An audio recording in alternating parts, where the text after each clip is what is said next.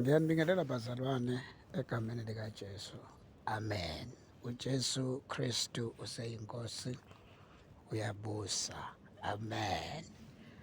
Kule ndaba la engicela ukukhuluma ngayo, bazalwane bakaNkulunkulu. Amen. Ngenxa yokuganga kwabantu nangenxa yokukhohlakala kwesizwe sakithi esimpisholo noma esimnyama, sigcina sinezinto esingazazi ukuthi siyithathaphi esihamba nazo. Ngiyathanda la ukuveza enye into ejulile ebalulekile ukuthi sikhulume ngayo.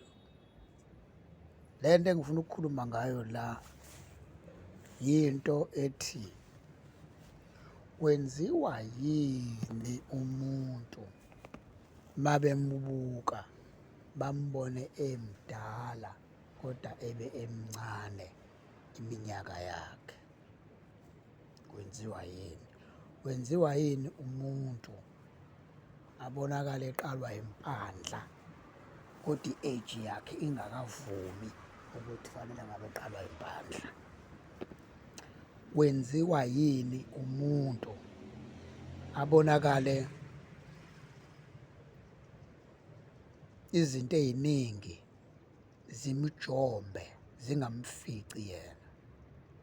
Wenziwa yini umuntu njalo uma kukhona i-fortune noma kukhona inhlanhla kufanele imehlele, asuswe kuleyo ndawo, azibone late ukuthi kanti ngesikhathi ngisuswa lapha kukhona into okufanele ngiyi-receive kodwa yathathwa abanye abantu? Kwenziwa yini leyo nto? Njalo wena ube umva kwezinye, ufike kuthiwe abantu kade beqashwa izolo nje ubufika namhlanje wena. Njalo uma ufike kuthiwa hawu, lowo muntu lowo usho umuntu lo kade eshada izolo, lo uyamfuna wena kodwa ufuna ukushada naye, useshadile lowo muntu. So le nto yenziwa yini? Njalo impilo yakhe ihlezi behind ey'ntweni engabe i-up to date. Nesimo-ke bazalwane sokuthi la emhlabeni sinabantu abebelaphi bendabuko, sibe nabantu abangabathakathi kodwa bebe bey'biza ngabalaphi bani bendabuko, ngoba akufanele singcolise abantu abasay'phethe kahle empeleni. Noma sazi ukuthi mhlambe out of 10 kuno 0.1 wabantu abasay'phethe kahle, 0.1% abasay'phethe, okusho ngamanye amazwi kubonakala kusengathi abasekho, ngoba noyedwa out of 10 uveli nawe useme phakathi nendawo, balobe bemnikeza imali bethi senzele lo muthi ngoba uyawazi ukuthi sikhange ngabantu. So ngifisa ukuthi ngiveze le nto yokuthi ngoba masabazalwane kufanele siy'xoxe lezi zinto, ukuthi uma umzalwane noma uma umuntu nje generally ezibona engathi mudala kune-age yakhe, leyo nto isho ukuthi loyo muntu usuke ethwetshuliwe, impilo yakhe isuke ithwetshuliwe noma impilo yakhe isuke ithunjiwe somewhere. Ngenxa yokuhamba sibona izinto zenzeka, abanye bayakwazi ukuthi uma befuna ukumisa impilo yakho bathathe isithombe sakho basifake ebhodleleni bayosilahla olwandle. Okusho ngamanye amazwi bayivala impilo yakho ukuthi ingakhoni ukuya phambili. Manje-ke sibona ngani ukuthi lo muntu uvaliwe noma lo muntu ithwetshuliwe impilo yakhe noma inhlanhla yakhe ithwetshuliwe isebenza kwenye indawo? Sibona ngalezi zinto, uhlezi ewumva kwezinye. Uma la kuthiwa khona kunenhlanhla noma kuthiwa kunempumelelo noma kunezinto ezinhle kumele ukuthi ayithole, ufika muva yena. 2, njalo yena lo muntu uma umbuka ebusweni ubonakala ena 20, mhlawumbe uthola ukuthi una 20 kodwa abonakala engathi una 45 noma una 50. Umuntu onjalo usuke ethwetshuliwe umuntu enjalo, ngoba isuke leyo nto iveza isithombe esithi lobu buso lobu okobakhe akusebona, sebuguquliwe baba obesilwane njengoba nimbona emdala kune-age yakhe. So leyo nto isho ukuthi khona abantu abagange ngayo. Lento yokuthi njalo umsebenzi mayethi mhlambe ufuna umsebenzi, afike kuthiwa kade kuqashwa izolo, athi uyafika kuthiwa hayi asiqashi namhlanje, soqasha ngesonto elizayo. Alinde afike ngesonto elizayo kuthiwa hayi wena wathi uhamba kwasale kwaqashwa. So usuke uhamba nomoya wezilwane osuke wenziwe zona esuke ifakwe kuwena. Simele ukukhuluma ngalezi zinto ngoba ngenkathi masabazalwane singena evangelini, siyangena bese singaxoxi ngalezi zinto. Uthola ukuthi ebandleni noma umfundisi wakhe ekuthandazela akakwazi ukubreak up lama cases ohamba nawo. So ngamanye amazwi kumele nawe wenze introspection, ukwazi ukuyiseshela wena-ke manje ukuthi yini le eyenza ukuthi mina yami impilo ihlezi behind njalo uma ukuthi kunenhlanhla ezayo, ubona ngokuthi kuvuka izimpi ezimelana nawe, ubone ngokuthi unyakaziswe uma kufanele wena uthole into ongaze uthathe imithwalo yakho ubaleke, kanti ubalekela impumelelo yakho ezayo kule ndawo sokuhlezi. Kusuke kunabantu abangamehlo akho akubhekayo ukuthi njengamanje khona into ozoyithola, then bese bevusa isiphithiphithi bakuqhathe nabantu, ungabe ushawa abantu okunye ungagcina ufile ngoba abantu laba basuke beyithathile impilo yakhe isebenza kwenye indawo, bayakubuka yonke into oyenzayo, bayakubuka. Le nto ibuhlungu ngoba abanye abantu bathatha ivangeli lensindiso bethi bazama ukuthi babalekele lezi zinto, kodwa sibalandela khona besensindisweni. Bathi befika emabandleni ensindiso bathola ukuthi abefundisi benza yona leyo nto, same thing. Athi engena nje ngomnyango amfundisi agijima enyangeni athi ngithole omunye umuntu lapha, ngiyafuna impela naye umthatha inhlanhla yakhe iphose esigodlweni sami, ukwenzela ukuthi angaza asheshe abaleke. Abanye babefundisi bayaphahluka, athi inhlanhla yakhe la ekhaya, mawuphuma la ekhaya into zakho ngeke yilunge ngoba usuke senithwebulile vele. Athi nasiyakhuluma thina otaphashaniye sekeshina hasa thala mahoshita, siyakhuluma thina, ngeke siyeke ukukhuluma. Uma esho njalo umuntu kusho ukuthi lelo bandla lisuke lihamba ngesithwalo, alihambi ngoNkulunkulu. uNkulunkulu akathi ngoba nakho uyasonta then sekufanele inhlanhla yenzeke ngobusonta. Akasho kanjalo uNkulunkulu. uNkulunkulu uma ukuthi wayekubekile emaphakadeni ukuthi usibani uzoyithola into ethile, uyayithola ngisho engayanga esontweni, ayithola. Uma umuntu efuna ukulimitha ingqondo zabantu esebatshela ukuthi uma niphuma la ekhaya into zenu ngeke yilunge, lowo muntu usuke ethwele ngani funa uyiqaphele leyo nkonzo noma lowo muntu okhuluma kanjalo ukuthi uthwele ngabo abazalwane. Inhlanhla yenu useyithathile, usebenza ngayo.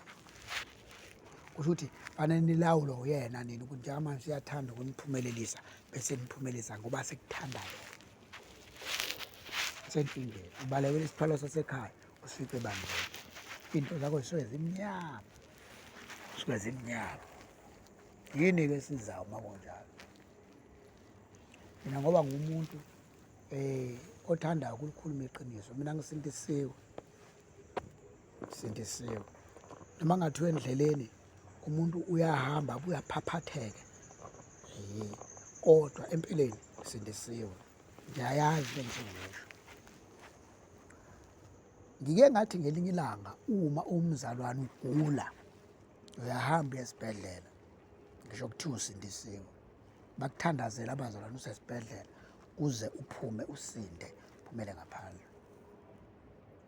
Ngase ngithi ngesinye isikhathi khona enye intshumayelo engike ngayikhuluma ngathi kudala yayikhona lento ukuthi ekhaya sibe nawo ama-basic empilo nje yomuntu, ukuthi umuntu ufanele kube khona izinto azaziyo generally, azaziyo. Lezi zinto engikhuluma ngazo ngikhuluma ngokuthi kufanele ukwazi uku-understand ukuthi kambe uma ngihlushwa imimoya elala nami ebusuku, kufanele ngikwazi ukuthi yini ekufanele ngiyenze ukuze lowo moya ngiyisuke. Kufanele ngikwazi ukubona lento engikhuluma ngayo ukuthi umuntu uma enobuso obudala ebeyingane, so kufanele leyo nto ukwazi ukuyi-check-a ukuthi yini ebanga leyo nto. So ngesikhathi ukwazi ukuyi-check-a ukuthi yini ebanga leyo nto, uzokwazi ama-basic ukuprevent-a lezo zinto ey'njalo. La kufuneka abantu abanobuchopho obukhulileyo, abanobuchopho obukhulile, abantu abazo-understand ukuthi ngesikhathi size emhlabeni thina kwakune-purpose ekufanele ifulfileke uNkulunkulu ayesilethele yona emhlabeni. Hhayi abantu abazothi anginandaba nezwe, anginandaba nezinto zasesizweni, kulungile ngife ngingenalutho.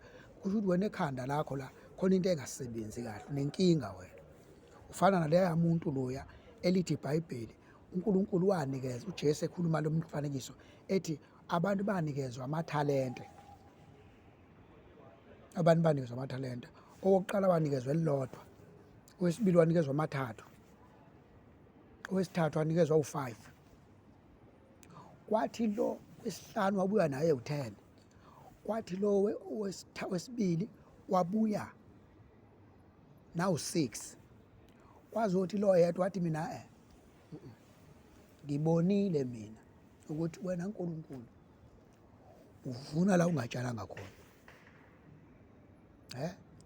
So ngithe angilibeke leli thalente ngilibuyise linjalo. Ufana nabantu abanjalo-ke wena uma uzongenwa ivangeli elingenamqondo, uzothi wena kulungile noma ngingafa ngingenalutho mina emhlabeni ngiyongena ezulwini. Usuke uyisiwula uma ucabanga kanjalo. Usuke uyisiwula. Fanele sithi ngikhulume lento yoba sesibadala thina asisenaso isikhathi sokulozidlala uMasigcozi. Usuke uyisiwula uma uhamba utshela abantu ukuthi wena awunandaba, noma ungewuthola umsebenzi, noma ungeshade, noma ungebe nabangane, noma uthi vele uzofa ungena ezulwini. Ubuwula leyo nto oyenzayo, because ubambezela abantu abaningi ababethanda ukuthi nabo bezophila emhlabeni. I-waste isikhathi ulokhu uphila impilo engayi ndawo. So umele ukuthi u-understand izinto osuke uyilethelwe emhlabeni. Ziwu-3 izinto ofanele uyilethelwe emhlabeni, osuke uyilethelwe nje emhlabeni uma uwumuntu ophilayo. Uma uwumuntu wesifazane, into osuke uyilethelwe emhlabeni nansi, ulethele ukuthi uzozala, uwandise, ugcwalise umhlaba. Okwesibili, uhloniphe umyeni wakho lo suke ushade naye. Okwesithathu, ukhonze uNkulunkulu. Ziwu-3 izinto.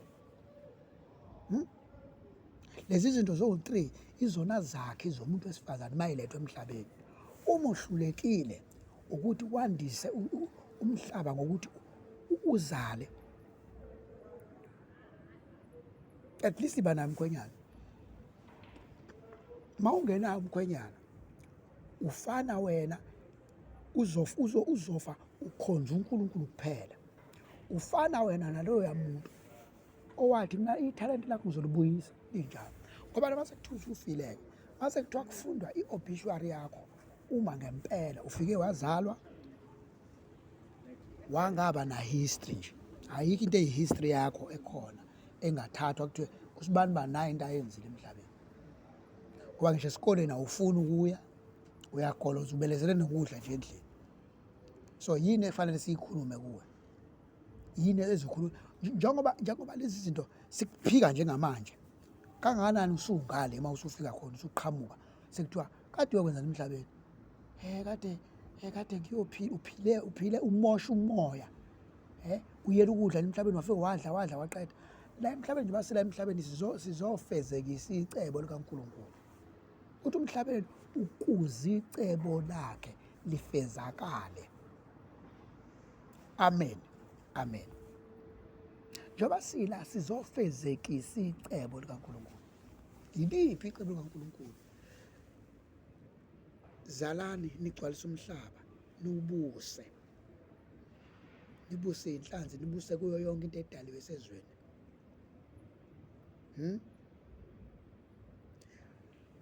Nikhonze uNkulunkulu. Lezi zinto ekufanele sizazi sikwazi ukuyibona ukuthi ziyenzeka yini before sihambe. Right? Ngilana-ke ekuthenini uma umuntu empilweni yakhe esezothi ubunzima engibhekene nabo ngoba abuxazululeki, kulungile, angisase ngiyekela. Ayikho into ekuthiwa ilungile. Ayikho into ekuthiwa ilungile. Njengamanje bona uma uhluleka ukuthi wenze lento efunekayo noma ufezekise icebo likaNkulunkulu, akufanele nje ukuthi uzuyiphathe lento oyikhulumayo uthi wena naye uzovela uyeke nje kanjalo. Yabo, asiyeki kanjalo, kodwa siyafight up to the end yempilo yethu. Sifayithela khona ukuthi impilo yethu ihlale ukobala, kwenzeka izinto ezinamandla. Yabo, yiyo yonke into ekufanele si-understand, siyazi leyo kakhulu. Ngiyabonga. I think ngikwazile ukuthasha yonke indaba efanele ngiyithashe.